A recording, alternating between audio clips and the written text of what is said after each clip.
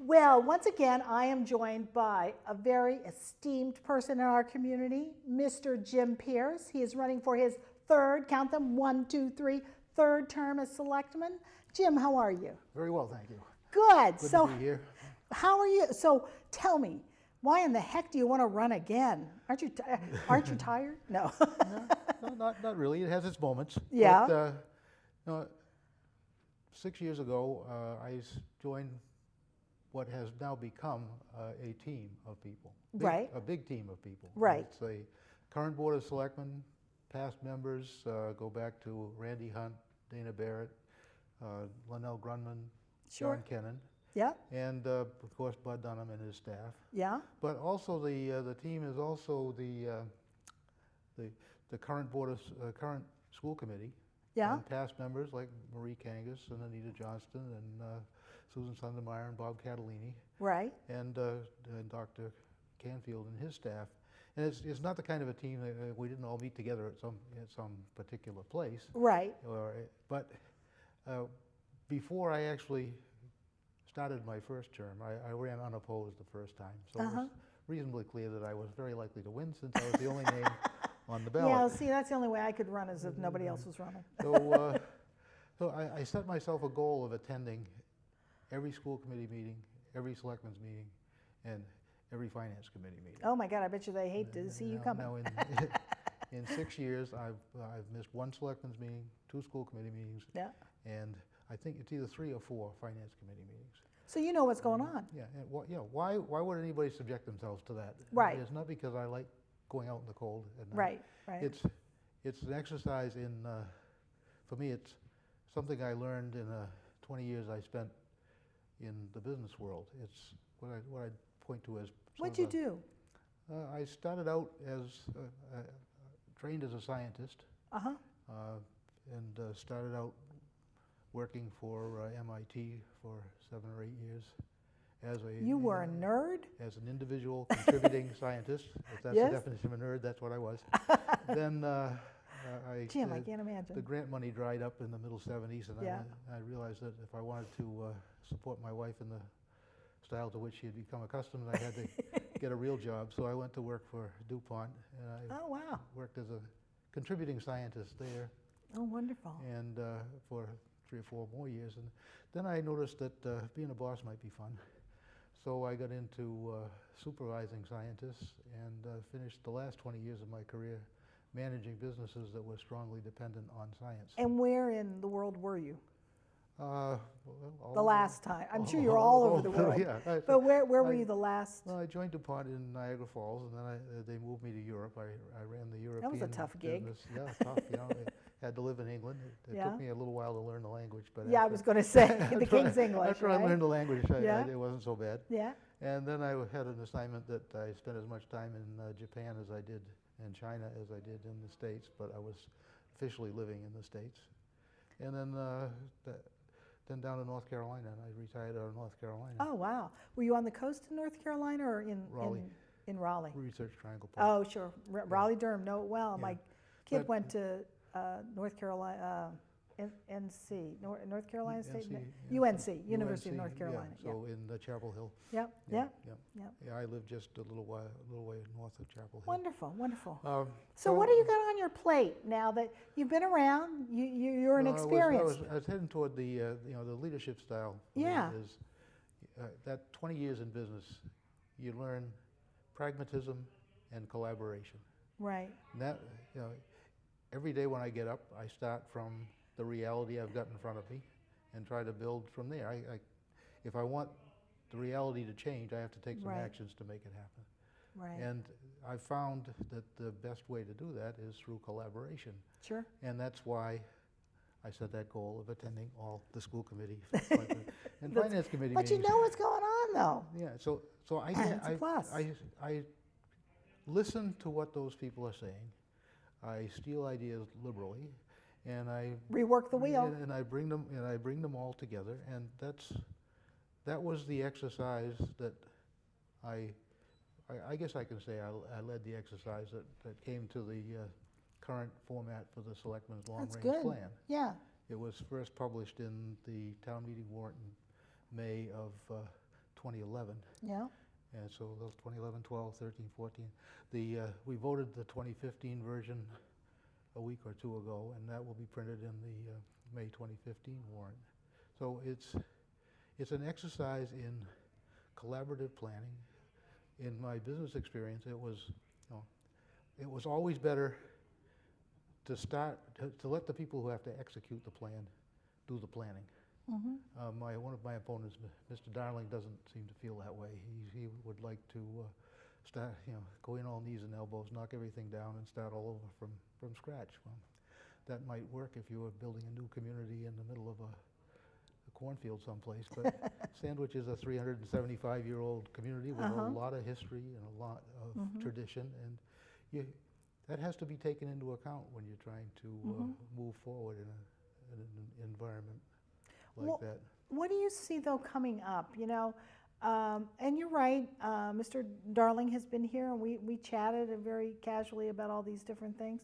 What do you see as far as the community? I mean, I know everybody talks about taxes too ad nauseum, I think sometimes. If you don't like it, move, is my theory. If, I can complain about the taxes, and I'm happy to do so. Don't let the swinging door hit you yeah, in the but backside on the way out. And I do look at other communities and what have you. But there must be a plan, and you as a selectman probably know certainly better than I do. Where do we go in the next 5 years with economic development in the community, in cultural additions to the community? Where do you see us going? Or are we on a plane that we kind of just coast along? I mean, that's okay too, I guess. Well, you're right. People do talk about taxes a lot. Right, they do. And I recently, two of my friends finally caught me at a weak moment and got me to put a website up that is available to anybody that wants to go there. It's www.jimpierce, the number 4, sandwich.org. Right. And up there, there's, I think now we're with 30, 35 posts up there. A lot of things that I've written over the last 6 years. Great. And one of them I wrote, the Enterprise published it on March 6th of 2011. Yeah. And it dealt with what do we do with the wing school? Right. And my crystal ball turned out to be pretty good. I predicted 4 years ago that we'd be able to mothball wing in the 2015-16 school year. Right. And because you were losing students. Yeah, and I suggested some things that we could do with that building. The biggest issue facing Sandwich in the next decade, in my mind anyway, is capital investment. Right. We need to Our roads are a mess. We need to deal with public safety. We need to deal with the roads. We need to deal with whatever our share of the wastewater problem turns out to be. Right. That one in particular, we have to be very careful there because finally our geography is working for us. Right. We have 7 miles of cold water, rocky coast. Right. And most of our population, the nitrogen flows into either Squanton Creek or Old Harbor Creek, which are not classified as impaired estuaries. Right, nitrogen, right. We're minor contributors to Three Bays and Papaneset Bay on the other side. I know, which is hard to believe, isn't it? Yeah. So far away. We'll have to, Well, it runs down, you know what they say about it, it runs downhill. Yeah, it does. Nitrogen and other stuff. So we'll have to pay our share. We probably contribute 2-3% to the nitrogen problem on the Cape. Right. And but we have 10% of the population. Right. So we have to be very careful that we don't get roped into something population driven. These state formulas are killing us. Yeah. The state formula on, what about affordable housing? Because we're only at what, 3.5%? We're supposed to be at 10. 3 or 4%. And we're definitely the state goal is 10, and we have to keep working on that. Right. Yeah. So again, the biggest single issue is capital investment. My personal view, and I have to make sure that I say this to. There's no consensus on the Board of Selectmen right now about how to approach the public safety building. Right. But well, there are two views. One is smaller satellite units around. Is that correct? Well, I'd say it's the view. One view is, I call it swinging for the fences. Go solve the whole problem all at once for $30 million. Right. Well, the voters are not in the mood to do that. Nope. It's not, It ain't going to happen, I hate to tell you. I made the best argument I could for that, I thought, on the 12th of March at the Selectmen's meeting. Yeah, you did. I made a motion to go there this May. My colleagues each spoke eloquently, and each of them had a version of the voters aren't ready to go there. And Right. they, they're absolutely right. Right. Now, I lost that vote 4-1, but really the town won that vote. Because Yeah, we had it's the community that won the We had vote. the discussion and concluded that now wasn't the time. Right. What we didn't conclude is that there's never going to be a time. Right, that's true too. Now, the public safety problem is really 6 problems, all wound together. There's the personnel part. Right. We're understaffed, but at this coming town meeting, as the budget passes, we're going to make some real progress toward correcting that situation. We'll have 4 more firefighters.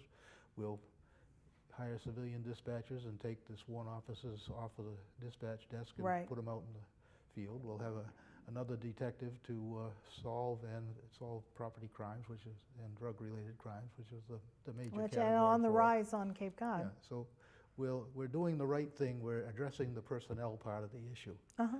Now, part 2 is 3,000 people in South Sandwich over toward the Barnstable line that are underserved. They're Right. waiting 20 minutes for an ambulance. Right. Part 3 is another 1,000 or so people in the far reaches of East Sandwich that are Right. going to wait a similar length of time for an ambulance. Right.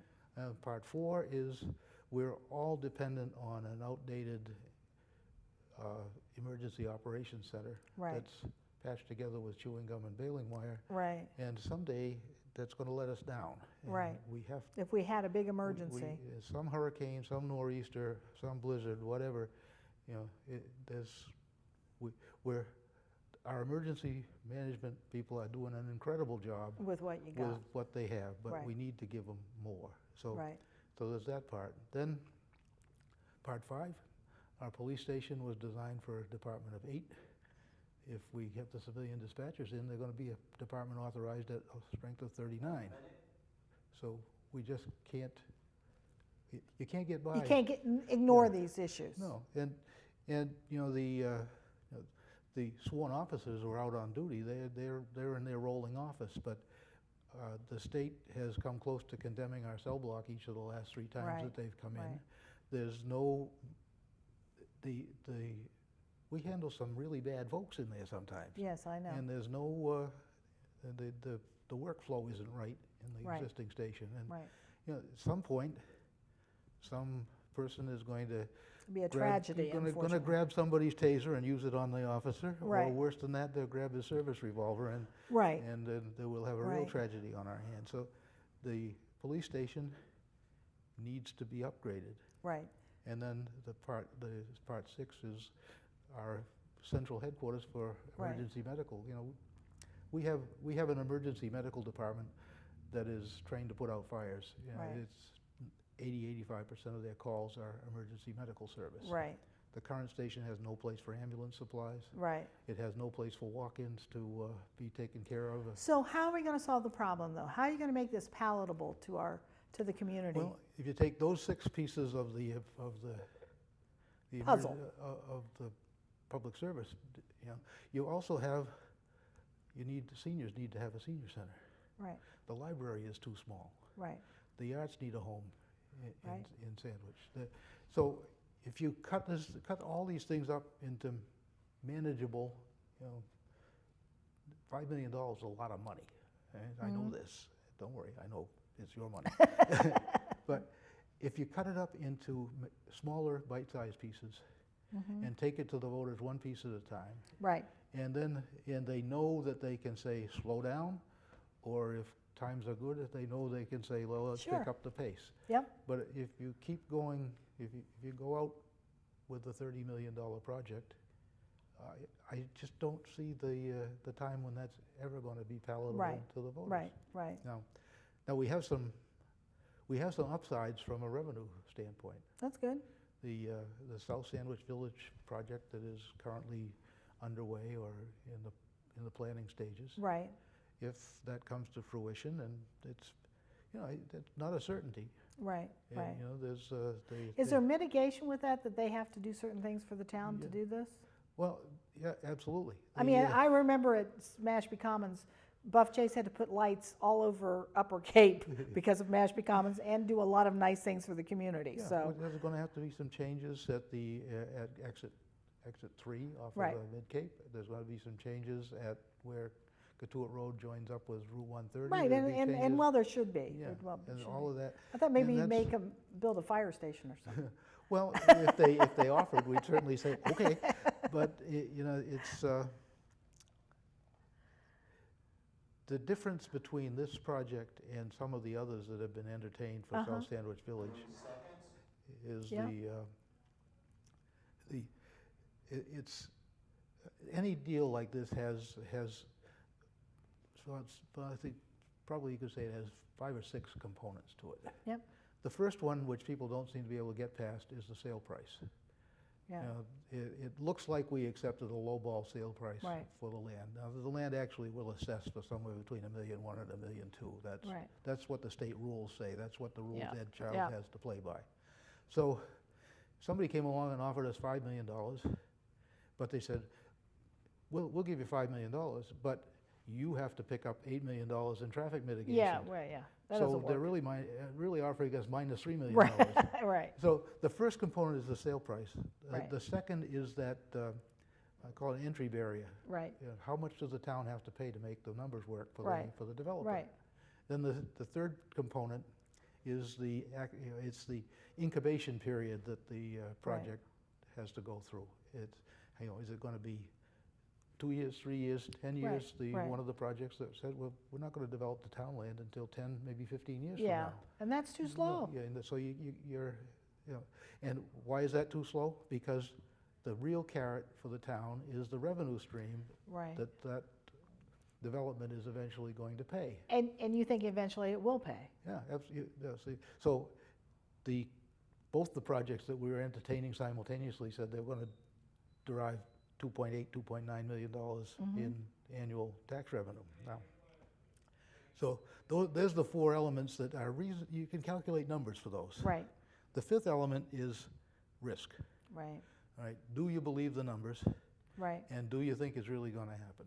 yeah, Now, there is risk, right, but in this particular case, what is the town putting at risk? It's putting at risk 1.1 to 1.2 million dollars worth of trees right, that aren't paying taxes right now, right, on the chance that this developer will actually come through right, with $2.5 million a year starting 3 years from now. right, which would be wonderful. Yeah, so you take that $2.5 million, and that would finance about $40 million over 30 years Sure. in debt without touching the taxpayer's pocket at And all. Oh, wouldn't that be great? So that's, but it's, the risk is still there. Right, It's right. a 60, 70% chance in my Well, mind. You can walk out your front door and get hit by a truck, that's risk. Yeah, right. I got out of bed this morning. And then there's another upside. Yeah. There's we have the power plant down there, Yeah, and this is pure speculation. yeah, But if you look at the energy industry, yeah, nuclear units are going to go offline Right. much faster than new nuclear capacity is going to come on. let us hope so. Yeah, that's probably appropriate. Yeah, And then the coal it's dirty. Right. It has nitrogen, sulfur, mercury, right, lots of carbon Right. dioxide. So the pollution regulations on coal are going to make it much less competitive. Right now, the OPEC people are playing games with the price of oil, and they've got Right. it down low. But sooner or later, they're going to It's gonna stop go up, playing games, right. and it's going to go right up through so the what roof. is it gonna be? What's gonna happen with the power plant? Well, I'll get there. Okay. I'll get there, I promise. Hydro and wind and water, wind and solar are not going to take up the slack for those 3 that are going to decline. Right, So what's left? Natural gas. right, Who's in the catbird seat in the energy industry? Whoever's sitting on a piece of land that's already permitted for, for new units Of- of sure. new gas-powered units. So right, will it happen in 5, 10, 15 years? I don't know. But it's inevitable that it that will happen. it's going to happen. Well, as a scientist, you would know that. I mean, you would, because your speculation has a scientific bent to Well, it. yeah, and that's one of the things I learned from my background in science and business is Right, you have to make decisions based on data, uh-huh, but sometimes when you decide is more important than what you decide. good point. So, you know, you're going down the road and you get to a fork. Yeah. What Yogi fork in the road. What did Yogi Berra say? When you come to a fork in the Right, road, take right. it, right? So you come to a decision point. You decide. Now, suppose you take the wrong road. Right. A year later, you learn you took the wrong road. You get down a crossroad and you go across and you get back on the right road Right, again. So right. it's Well, Jim, you bring experience to the job, and I just this is your third term. God bless you, and I just want to thank you for coming today. well, you're most welcome. You were terrific, and I wish you the best of luck. Well, thank you very much. Excellent.